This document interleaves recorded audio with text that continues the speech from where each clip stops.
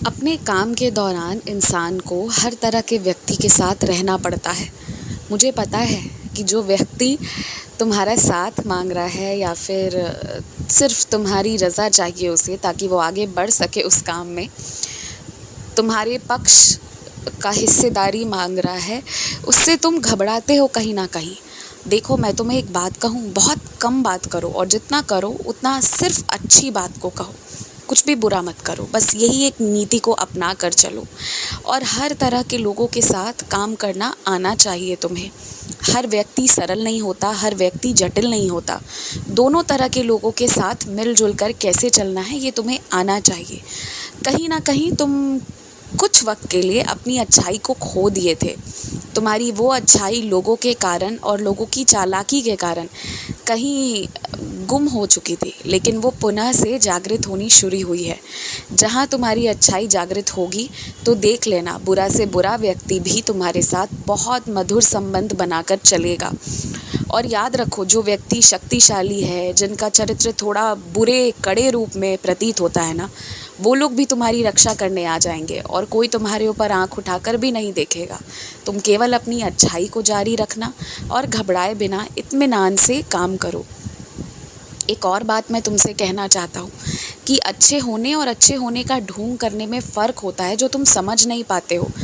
अच्छे होने का ढोंग तुम्हारे आसपास कई लोग करते हैं, मगर जो लोग तुमसे बहुत खड़े खड़े शब्दों में बात कर लेते हैं ना, जो है जैसे है सटीक सटीक बोल देते हैं, जिन्हें ये कह लो कि जो वास्तविकता है वो बोलने में डर नहीं लगता, तुम्हारे समक्ष भी नहीं, उस तरह के उस प्रवृत्ति के जो व्यक्ति हैं ना, वो व्यक्ति ज़्यादा अच्छे हैं।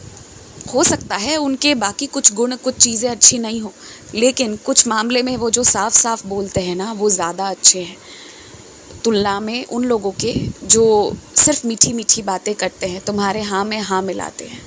तो मुझे आश्चर्य होता है कभी कभी कि तुम अच्छे और बुरे का भेद क्यों नहीं कर पाते इतने वक्त से, समय समय पर लोगों के साथ रहकर भी। लेकिन फिर मुझे ये लगता है ना कि भेद नहीं कर पाते हो तो कोई बात नहीं, सबके साथ एक समान व्यवहार करो। बस एक बात मैं तुमसे कहूँगा कि जो चीज़ों को बहुत ज़्यादा देर विचार करने की ज़रूरत नहीं है ना, उस पर समय मत गंवाना। कई चीज़ें बस हो जाती हैं, उसे हो जाने दो, उस पर विचार ज़्यादा मत करो। जो लोग ज़्यादा चुगली करने में रहते हैं या ज़्यादा ये सोचने में रहते हैं कि उसने ऐसे क्यों किया, उसने ऐसा क्यों कहा, उसने सबके सामने ऐसा क्यों किया, ये सारी चीज़ें गंदी चीज़ें हैं। ये तुम्हारे दिमाग को ना ख़राब कर देंगी और तुम सही दिशा में नहीं जा पाओगे। सबसे ज़रूरी बात तो अभी ये है कि 3-4 रास्ते तुम्हारे सामने रखे हैं। एक वो जो तुम्हारी इच्छा है और दूसरा वो जो तुम्हारी मजबूरी है। अब यहाँ पर तुम्हें तय करना है कि अगर थोड़ा अधिक संघर्ष करने को तैयार हो तो दोनों लेकर चल सकते हो, और अगर अधिक संघर्ष करने को तैयार नहीं हो तो इस वक्त जो मजबूरी है पहले उसे पूरा करो और बाद में जो इच्छा होगी उसे पूरा करना।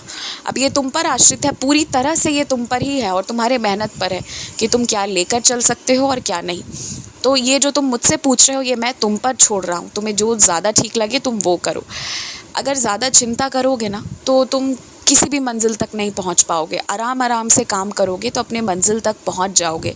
बस अपने काम को करते जाओ और उस पर पूरा विश्वास रखो। खुश रहो।